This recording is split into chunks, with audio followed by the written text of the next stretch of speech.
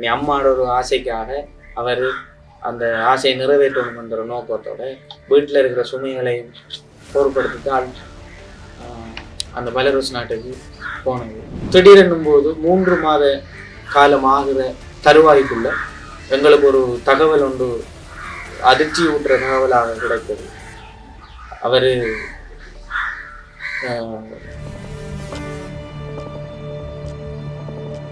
அவர் ஒரு வாட்ஸ்அப்பில் எனக்கு ஒரு தகவலை போட்டிருக்கிறாரு.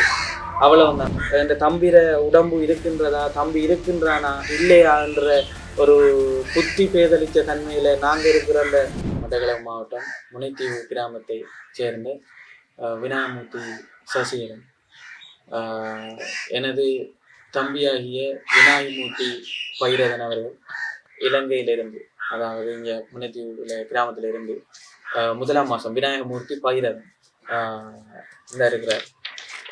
இவர் அவர் கடந்த 1ஆம் மாதம் 7ஆம் தேதி பெலருஸ் நாட்டுக்கு பயணமானவர். சட்ட ரீதியாக எப்படி போகணுமோ அதுக்கேற்ற மாதிரி தான் போனவர். அவருக்கு போகிறதுக்காக முன்கூட்டியே அந்த பணத்தை செலவு செய்யாமல் அந்த காசை கொடுக்கறதுக்கு பொறுப்பாக நின்றது திருவண்ணாமலை என்ற இடத்துல தம்பலகாமம் என்ற கிராமத்தில் ராவணா ஏஜென்ட்ஸ் சப் ஏஜென்ட்ஸோடாகத்தான் அவர் அந்த பெலருஸ் நாட்டுக்கு சென்றவர். மிகுந்த கஷ்டத்து மத்தியில் எனது அம்மாவும் இறந்து 1 வருட காலங்கள் பூர்த்தியான நிலைக்கு பிறகு இனி அம்மாவோட ஒரு ஆசைக்காக அவர் அந்த ஆசையை நிறைவேற்றணும்ன்ற நோக்கத்தோட வீட்டில் இருக்கிற சுமைகளை பொருட்படுத்தித்தால் அந்த பெலருஸ் நாட்டுக்கு போனது. போய் அங்கே என்னென்ன சுமைகள் இருக்குன்னு சொல்லி எங்களோட அப்பாவுக்கும் தம்பிக்கோ தங்கச்சிக்கோ வீட்டில் இருக்கிற எங்களோட சொந்தங்கள் ஒருத்தருக்கும் அவர் சொல்லலை. பலமை போல சிரித்து கதைக்கிறது போல பேசிக்கொண்டு அங்கே இருக்கிற சுமைகளை மறைச்சி கொண்டு இருந்தவர். அவர் கஷ்டப்படுறாருன்னு சொல்லி எங்களுக்கு தெரியாது. திடீரென்னும் போது 3 மாத காலம் ஆகிற தருவாய்க்குள்ள கடந்த 4ஆம் மாதம் ஏப்ரல் 6ஆம் தேதி எங்களுக்கு ஒரு தகவல் ஒன்று அதிர்ச்சி ஊட்டுற தகவலாக கிடைத்தது. அவர் தற்கொலை செய்து வந்தார். அப்போ அது சம்பந்தமாக கேள்விப்பட்ட உடனே எங்களுக்கு என்ன செய்கிறது, எப்படி என்ன செய்கிறேன்னு செய்தார், அது உண்மையா பொய்யான்னு சொல்லி அறிகிறதுக்கு ஒரு குறிப்பிட்ட நேரம் எங்களுக்கு எடுத்துக்கொண்டது. அந்த ஒரு அதிர்ச்சியிலிருந்து எங்களுக்கு மீள இயலாமல் இருந்தது.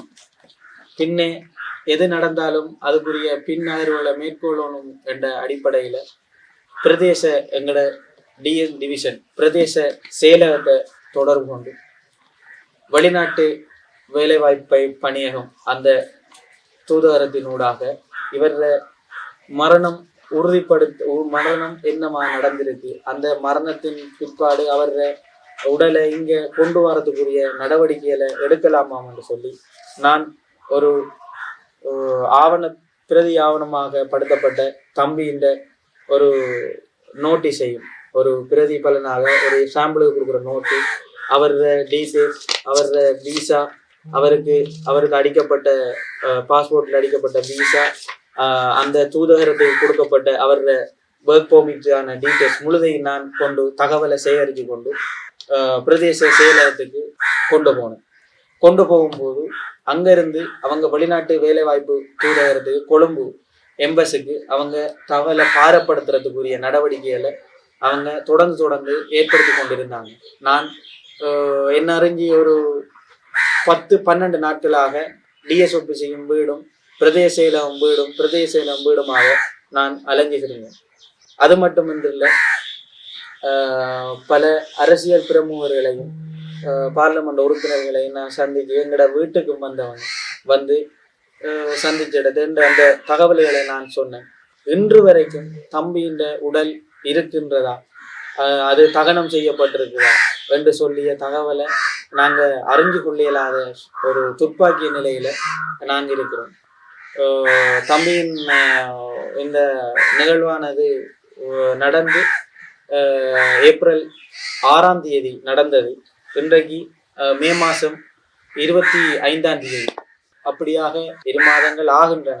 இதுவரைக்கும் எங்களுக்கு தம்பி இந்த ஒரு தகவலும் தெரியாமல் இருக்கின்றது. அனுப்பிய ஏஜென்சியுடன் முகவரோடையும் தொடர்பு கொண்டு கேட்கின்ற சந்தர்ப்பத்துல அந்த உடம்பு தகனம் செய்யப்பட்ட என்று சொல்லி அவர் ஒரு வாட்ஸ்அப்ல எனக்கு ஒரு தகவலை போட்டிருக்கிறாரு. அவ்வளவுதான். அதுக்குரிய பிரதி, அதுக்குரிய ஒரு எவிடன்ஸ், ஒரு தகவல் உங்கள்ட்ட ஒரு வீடியோ பதிவு மூலம் இருக்கின்றதா அல்ல ஒரு புகைப்படம் மூலம் இருக்கின்றதா என்று நான் வினாவிய போது எனது தொலைபேசி அழைப்பை அவரு மறுக்கிறாரு, அழைக்க என்னோட பேசுறதுக்கு மறுக்கிறார்.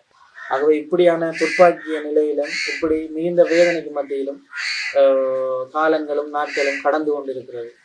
ஆகவே நான் உங்களிடம் வேண்டிக் கொள்கிறேன், இந்த அரசியல் பிரமுகர்களிடம் நான் வேண்டிக் கொள்கிறேன், உங்களால் எங்களுக்கு செய்கின்ற ஒரு உதவியாக இருந்தால், நாட்டில் எவ்வளவு பிரச்சனை நடக்குது, அந்த பிரச்சனைகளுக்கெல்லாம் குரல் கொடுக்கும் நீங்க, இந்த ஒரு நாட்டு குடிமகனாகிய எங்களுக்கும் இப்படி ஒரு துப்பாக்கிய நிலை நடந்து இன்றைக்கும் அந்த உடல்ற இந்த தம்பிர உடம்பு இருக்கின்றதா, தம்பி இருக்கின்றானா இல்லையா என்ற ஒரு புத்தி பேதலிச்ச தன்மையில நாங்க இருக்கிற அந்த எங்களோட மனநிலையை புரிஞ்சு கொண்டு அவர தகவல்களை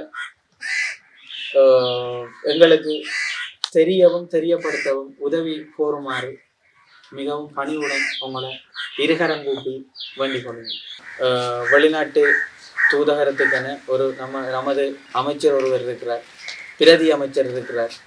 அத்தோடு இந்த கவனத்தை அவங்களும் கவனத்தில் எடுத்து அடுத்ததாக வெளிநாட்டு வேலைவாய்ப்பு பணியகம் அதனையும் இதை ஒரு விடயமாக விட்டு விடாமல், இந்த தவிப்பு எங்களின் குடும்பத்துக்கு மாத்திரமில்லை, இது போன்ற நிகழ்வுகள் பல இடங்களில் நடந்து சிக்கி சின்னாண்டு தவித்து தத்தளிக்கிறார்கள். ஆகவே இது போன்ற நிகழ்வு எனது வீட்டுக்கு மட்டுமில்லை, நான் இந்த பதிவை முக்கியமாக இடுகின்ற பதிவு, இதை நான் சொல்லுகின்ற கருத்து என்று சொன்னால் எனக்கு மட்டுமில்லை இந்த வழி. இது போன்ற நமது இலங்கை மண்ணிலே நிறைய விஷயங்கள் நடந்து மறைக்கப்பட்டிருக்கிறது, புதைக்கப்பட்டிருக்கிறது. ஆகவே இந்த விஷயங்களை கொண்டு செல்லக்கூடிய மதிப்புமிக்க கௌரவமிக்க அதிகாரிகள், மாண்புமிகு நம் இலங்கை திருநாட்டின் ஜனாதிபதி அவர்களின் கவனத்திற்கும் நான் இதை எனது தம்பியிற நிகழ்வை அறியப்படுத்துகிறேன். எனது தம்பியின் மரணம் சம்பந்தமான எந்த ஒரு தகவலும் இதுவரை காலமும் எங்களுக்கு 2 மாதங்கள் கடக்கப் போகின்ற நிலையிலும் கூட அறிய முடியாத சூழ்நிலையில நாங்கள் தத்தளித்து கொண்டிருக்கிறோம். ஆகவே பொறுப்பு வாய்ந்த அதிகாரிகள், எமது நாட்டின் மீண்டும் நான் அறிய தருகிறேன், எமது நாட்டின் ஜனாதிபதி அவர்களுக்கு நான் இதை எனது குடும்பத்தின் சார்பில் ஒரு நாட்டு குடிமகனாக முன்வைக்கின்றேன். ஆகவே இதை கருத்தில் கொண்டு எனது தம்பியின் மரணத்திற்கான ஒரு அத்தாட்சி படுத்தப்பட்ட ஒரு மரணம் நடந்தால் மரணம் நடந்ததுக்கான ஒரு அத்தாட்சியை தருமாறும், அவர் இருந்தால் எங்கே இருக்கிறார் என்ற அந்த தகவலை திரட்டி தருமாறும் மிகவும் பணிவன்புடனும் சிரம் தாழ்த்தியும் வேண்டிக் கொள்கிறேன்.